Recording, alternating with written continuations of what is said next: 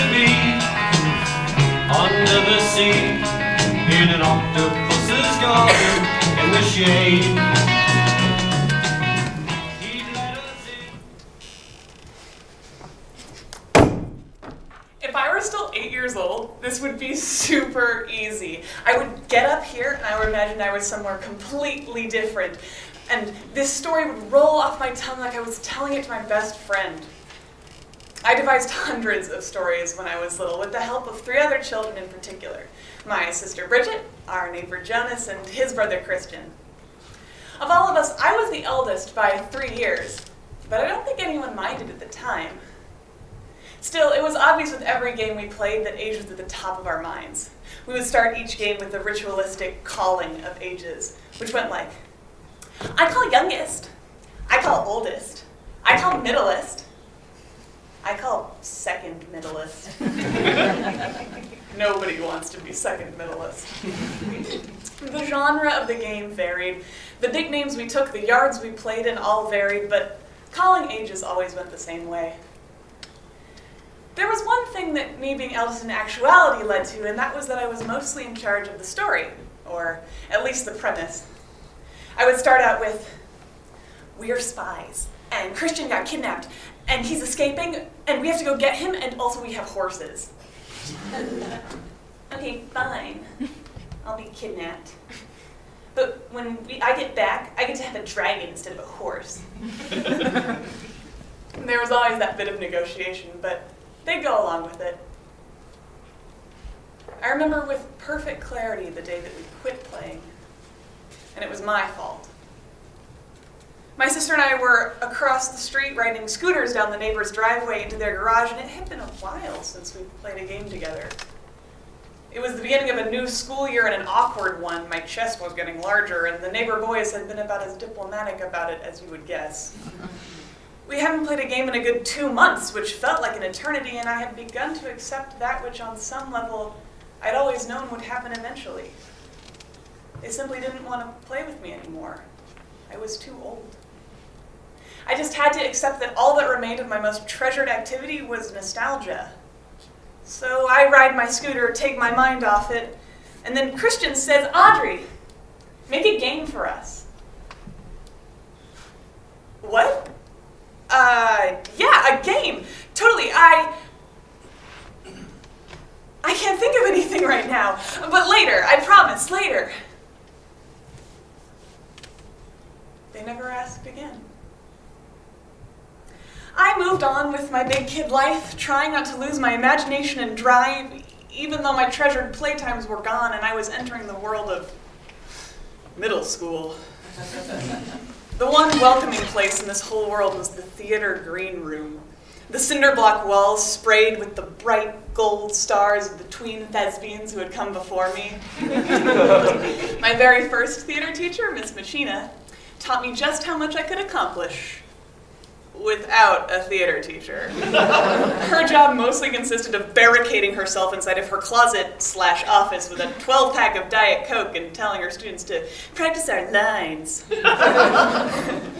Despite Miss Pacina's lack of guidance, and maybe because of it, I spent my 7th grade year going from my all the world's a stage playtimes to the this stage is my stage of learning how to act. And that all changed in 8th grade, though.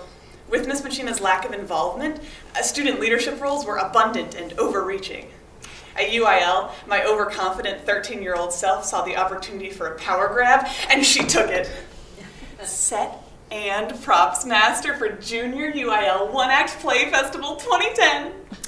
It's a competition, and I'm in charge, which means if I do well, I'll win an award. There was just one problem. There was no award. Junior UIL had no tech category. I slunk back to school the next day with nothing to my name but disappointment. But on my way to the theater classroom, my friend Abby stops me and says, "Hey, Audrey, I thought you did a great job on the Cyrano set and props, even if they didn't give you an award for it. So here, I made you this. We just couldn't have done it without you." Can you believe this? I mean, this has got to be the ugliest gift anyone has ever given me. I mean, what is that, blue electrical It's my favorite thing. She said they couldn't have done it without me. Even if nobody else, UIL judges, whatever, knew I was there, they couldn't have done it without me. This is what tech is. This is making a game for everyone else in the theater. All of a sudden, I was in high school. I did 8 shows with my high school troupe in total, which included everything from Phantom of the Opera to Shakespeare to Seussical the Musical. Over this time, my interest in tech evolved from simply a love of making the game, like in my childhood play routines, to incorporate my growing interest in engineering.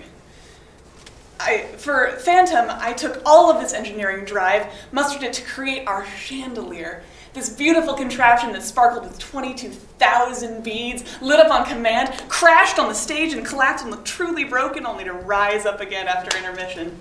I actually did win an award for that one.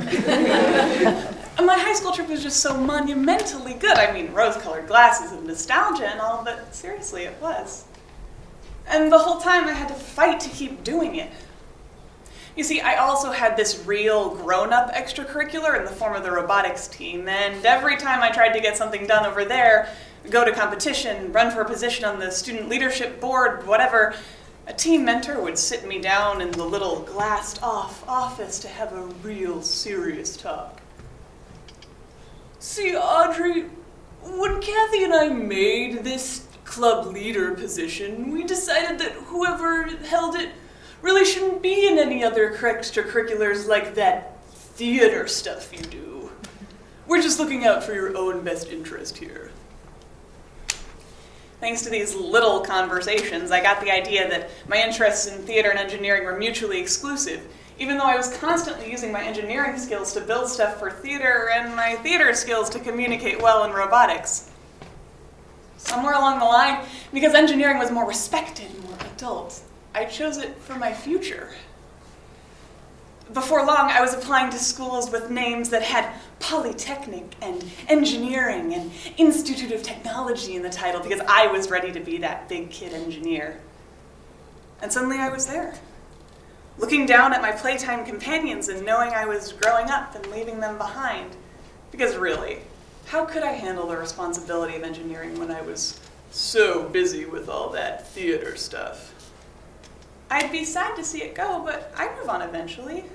Just like I'd move on from playing to theater, I'd move from theater to something else.